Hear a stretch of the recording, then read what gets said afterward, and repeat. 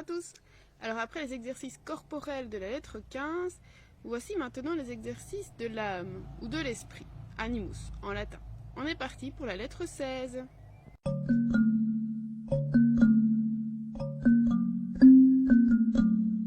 Dans cette lettre 16, Sénèque dit à Lucilius que sans étude de la sagesse, donc sans philosophie, il n'y a pas de vie heureuse, ni même de vie supportable. Donc la vie heureuse serait celle où la sagesse est accomplie et la vie est rendue supportable par l'exercice de la philosophie. Et cette sagesse, cette recherche de la sagesse en tout cas, c'est quelque chose à quoi il faut penser quotidiennement pour l'affermir, pour le rendre plus important. Et donc il faut transformer une bonne intention de départ, une impulsion, en une habitude pour rester fidèle à ces bonnes résolutions. Il pense que Lucilius est sur la bonne voie, mais il n'en est pas encore tout à fait certain. Et il dit à Lucilius, tu dois penser la même chose que moi par rapport à toi. Tu ne dois pas trop te fier à toi. Voilà, il est possible que tu retombes dans tes travers, donc explore toutes les facettes de ta vie pour voir si tu as réellement progressé. Et progresser dans les actes, et pas que dans les paroles qu'il rapporte certainement dans les lettres qu'il envoie à Sénèque. Et donc, Sénèque rappelle bien que la philosophie, ce n'est pas une science de parade, ce n'est pas quelque chose qu'on montre à l'extérieur, sans être transformé à l'intérieur. Il dit de la philosophie plusieurs choses intéressantes. Il dit qu'elle façonne et forge l'âme, elle ordonne la vie, elle régit les actions, donc c'est elle qui donne l'ordre de nos actions. Elle montre ce qu'il faut faire et ne pas faire, et elle tient le gouvernail, et elle nous permet de gérer les écueils, les problèmes, dans le sens où, voilà, si on se trouve dans une difficulté, c'est à la philosophie, à la sagesse qu'on se rapportera. Donc elle sera un guide.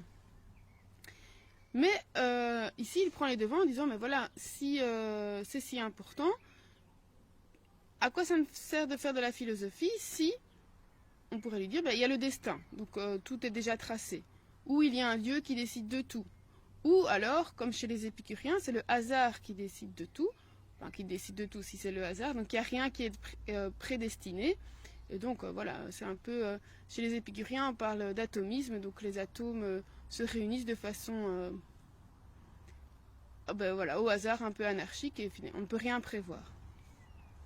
Donc soit je ne peux rien faire si tout est décidé à l'avance, soit, comme rien n'est organisé, je ne sais pas me préparer. Ici, Sénèque lui dit que ce n'est pas la question, on en reparlera une autre fois, mais quoi qu'il en soit, quelles que soient les hypothèses, même si elles sont vraies, il faut philosopher. Car dans tous les cas, la philosophie va nous protéger. Si c'est le Dieu ou le destin qui décide, eh bien, la philosophie va nous aider à suivre le chemin prédestiné. Si au contraire c'est le hasard, eh bien, la philosophie nous aidera à supporter les coups du hasard.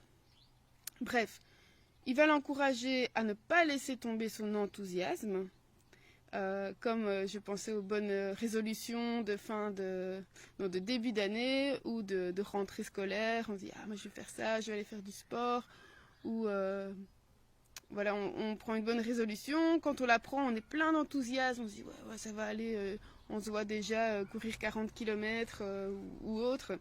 Et puis, avec la routine, l'envie, l'impulsion s'éteint un peu, et parfois, on laisse tomber nos bonnes résolutions en route.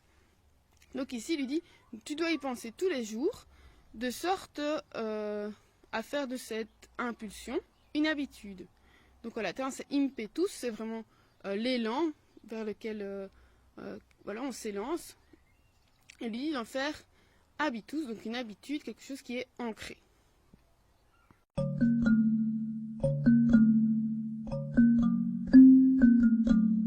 Alors la citation du jour qu'il donne en fait comme paiement, on va dire, à Lucilius pour sa lettre, sa citation c'est de nouveau une citation d'Épicure. Et Épicure a dit, si tu vis selon la nature, tu ne seras jamais pauvre. Et si tu vis selon l'opinion, les opinions ou tes opinions, tu ne seras jamais riche. Alors il dit, on rappelle, on avait déjà vu, il disait que vivre selon la nature, c'est ne pas avoir faim, ne pas avoir soif et ne pas avoir froid. Donc pour cela, on n'a pas besoin de grand-chose. Et il dit que tu habites dans une maison avec un toit en or, des sols en marbre, avec des statues, des tableaux, tout le luxe. Ça, finalement, ça ne va nous apprendre qu'à désirer encore plus. Parce qu'on ne sera jamais satisfait de tout ce qu'on a. Voilà, quand on aura une nouvelle chose, on en voudra encore une autre. Donc il dit que, au contraire, les désirs de la nature, eux, ont une limite. Donc une fois qu'ils sont assouvis, voilà, c'est fini, et puis on ne doit plus en rajouter une couche. Et les autres, non, ils n'ont jamais de fin.